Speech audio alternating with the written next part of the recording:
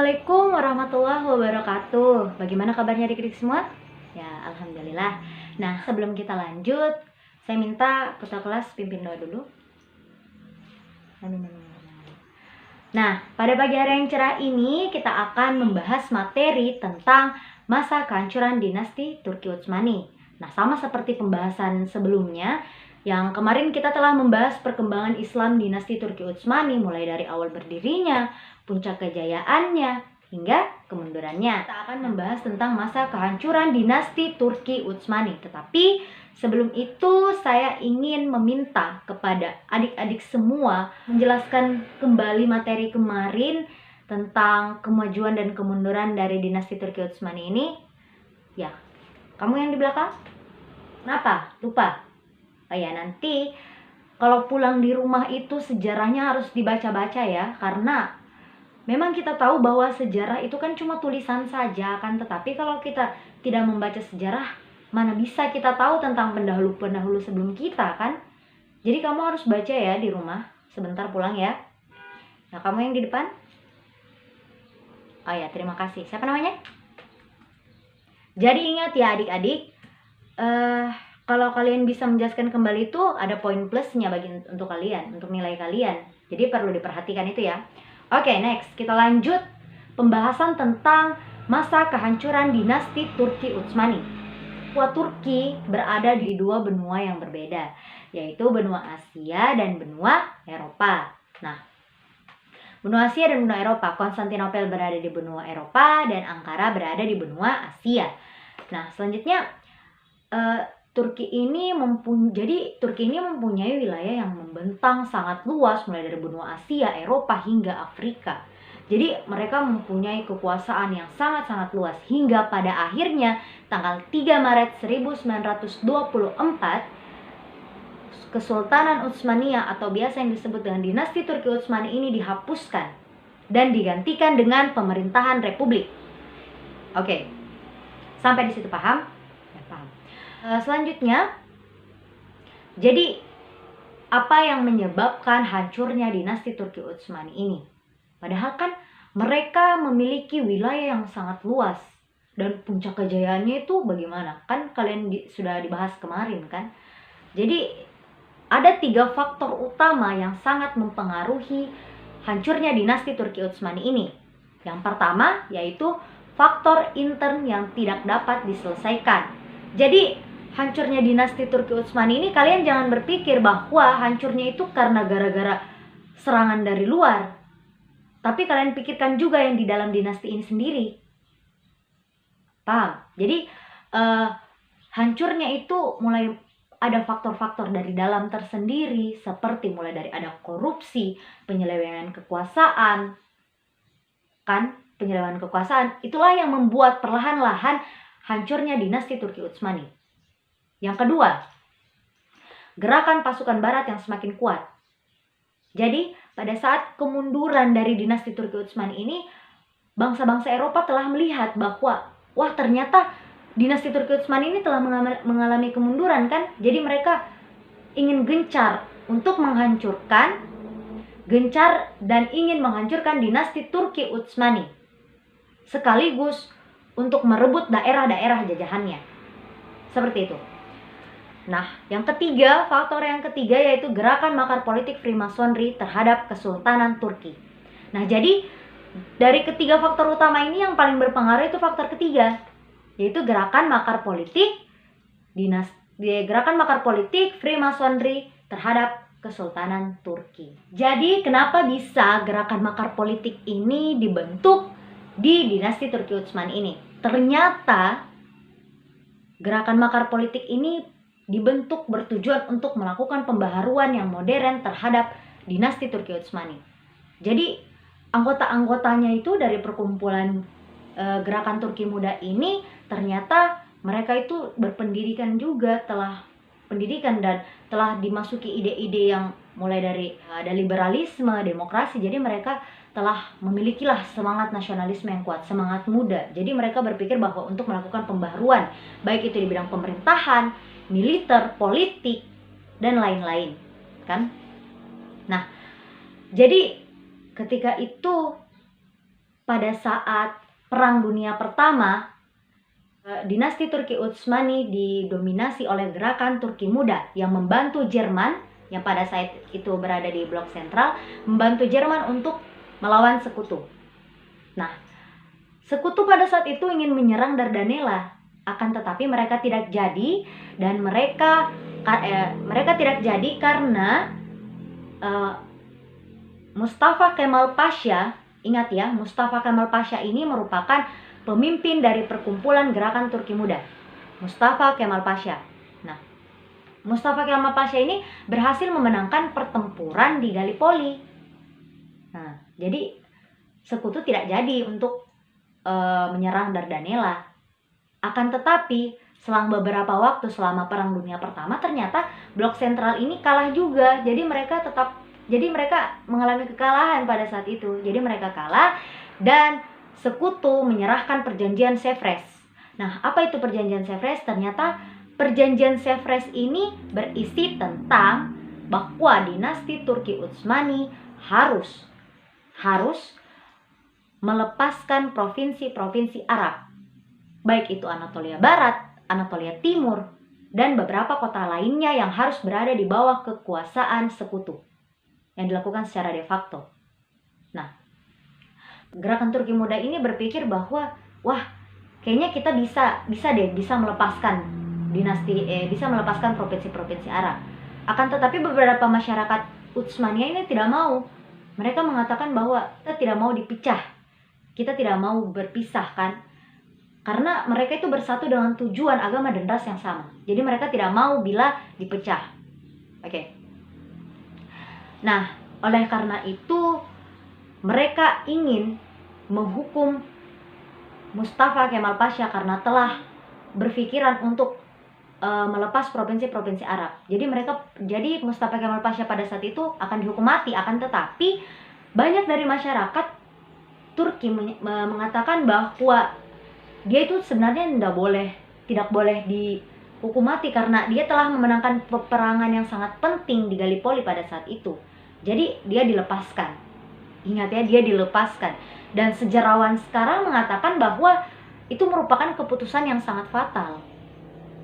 Karena gerakan-gerakan seperti inilah yang bisa memecahkan khilafah. Ingat. Oke, selanjutnya setelah dilepaskannya itu Mustafa Kemal Pasha, dia mulai dengan pasukannya mulai melakukan peperangan dan merebut kembali Anatolia Barat. Dan semakin di situ masyarakat Turki melihat bahwa wah, ternyata Mustafa Kemal Pasha ini bisa tetap mempertahankan Turki kan, dia tetap melakukan apapun itu untuk Turki. Jadi mereka pada saat itu pemungutan suara mereka memilih Mustafa Kemal Pasha. Hingga pada akhirnya pada tanggal 3 Maret 1924 Kesultanan Utsmaniyah ini dihapuskan dan diganti dengan menjadi pemerintahan republik, yang pada saat itu presiden pertama adalah Mustafa Kemal Pasha. Oke. Dan setelah dia menjadi presiden, ternyata sebelum diakui oleh negara-negara sekutu, dia harus melakukan salah satu syarat juga dari perjanjian itu, yaitu harus mengasingkan umat Utsmaniyah dan hartanya, hak miliknya itu harus diambil. Jadi mereka diasingkan pada saat itu ke negara Swiss. Umat Utsmaniyah, mereka tidak dipecah tapi mereka diasingkan. Oke. Jadi setelah Mustafa Kemal Pasha ini menjadi presiden, kemudian dia membagikan kekuasaan. Pada saat itu Tajikistan, Afghanistan, mereka itu di bawah kekuasaan Uni Soviet. Kemudian dipecah-pecah lagi menjadi kepemimpinan Rusia dan Asia Tengah. Jadi mereka dipecah sehingga banyak sekali khilafah pada saat itu. Pemimpin-pemimpin pada saat itu. Nah, ketika dia juga menjadi presiden, ternyata dia membuat tatanan baru berupa pada saat itu masyarakat Turki tidak boleh menggunakan bahasa Arab, melainkan harus menggunakan bahasa Turki karena katanya rasa nasionalisme mereka. Bahkan azan pun diubah ke dalam bahasa Turki. Kalian bisa berpikir itu seperti apa kan? Kalian bisa bayangkan. Nah, sekarang mereka tujuannya telah untuk melakukan pembaharuan modern. Jadi yang bisa kalian tangkap oleh adik-adik ini bahwa wah, ternyata gerakan Turki Muda ini yang dipimpin oleh Mustafa Kemal Pasha telah melakukan pembaharuan, kan? Telah melakukan pembaharuan yang modern. Tapi sangat pesat juga kan. Sampai azan pun tidak boleh pakai bahasa Arab. Nah, sampai di sini mungkin dimengerti oleh adik-adik. Mungkin ada yang ingin memberikan pertanyaan? Ya, kamu di depan. Tunggu ya. Siapa namanya? Pertanyaannya? Ya, bagus sekali pertanyaannya ya. Jadi saya bacakan ulang pertanyaannya, yaitu apa hubungan Freemasonry pada hancurnya dinasti Turki Utsmani ini? Jadi mungkin yang tadi belum terlalu dimengerti ya mengenai kenapa gerakan makar politik ini sangat berpengaruh pada hancurnya dinasti Turki Utsmani. Nah, jadi apa yang menyebabkan Freemasonry ini pada kehancuran dinasti Turki Utsmani? Apa hubungan mereka begitu? Kalian pasti bertanya seperti itu kan? Nah, oke, jadi pada saat kemunduran dinasti Turki Utsmani ini mereka mulai mengalami tantangan-tantangan baik dari luar maupun dari dalam. Nah, dari luar itu seperti menghadapi konspirasi negara Eropa seperti kolonialisme, imperialisme, dan sedangkan dari dalam mereka mulai menghadapi konspirasi pembubaran gerakan dari beberapa organisasi seperti salah satunya gerakan Turki Muda. Nah, dari persoalan-persoalan tersebutlah Freemasonry ini terhubung dengan dinasti Turki Utsmani. Nah, di dalam benak adik-adik pasti kalian berpikir bahwa apa sih itu gerakan Freemasonry? Karena bahasanya kan yang bahasa Inggris, jadi mungkin adik-adik belum terlalu mengerti. Jadi gerakan Freemasonry adalah gerakan yang dibentuk untuk menghancurkan dinasti Turki Utsmani. Jadi mereka dirancang untuk menghancurkan dinasti Turki Utsmani melalui beberapa organisasi yang dibentuk dan beberapa agen-agen yang bersekongkol dengan pihak lain. Jadi mereka ingin berusaha menghancurkan, dari awal itu mereka sudah ingin berusaha menghancurkan dinasti Turki Utsmani.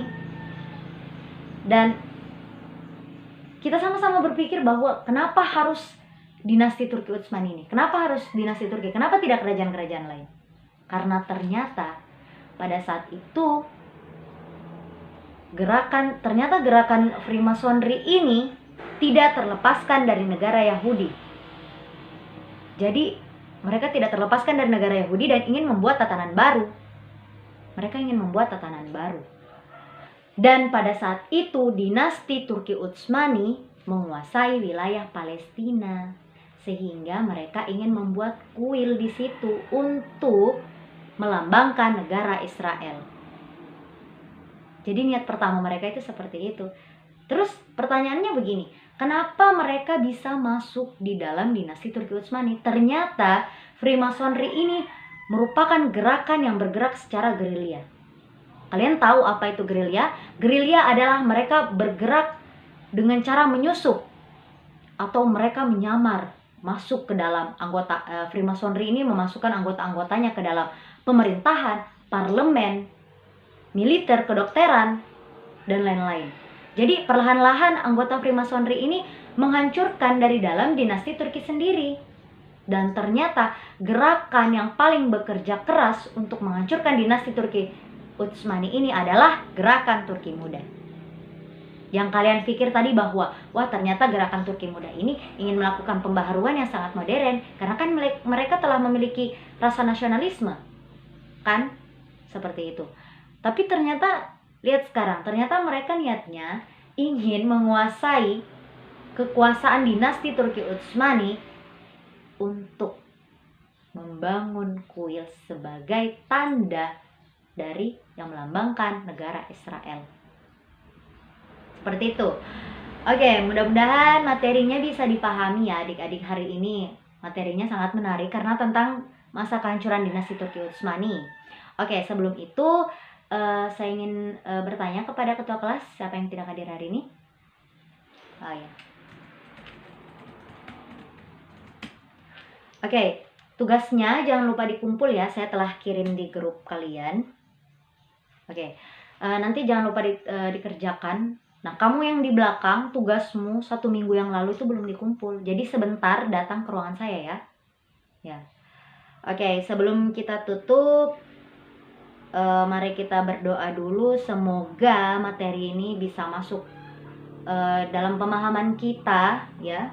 Jadi materi itu jangan dihafal ya adik-adik. Kalau dihafal kalian pasti akan bosan. Jadi dipahami saja ya, supaya sejarah itu bisa kalian pahami gitu.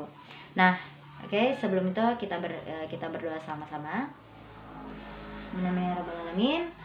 Sampai di sini pertemuan kita hari ini. Nanti kita lanjut minggu depan ya.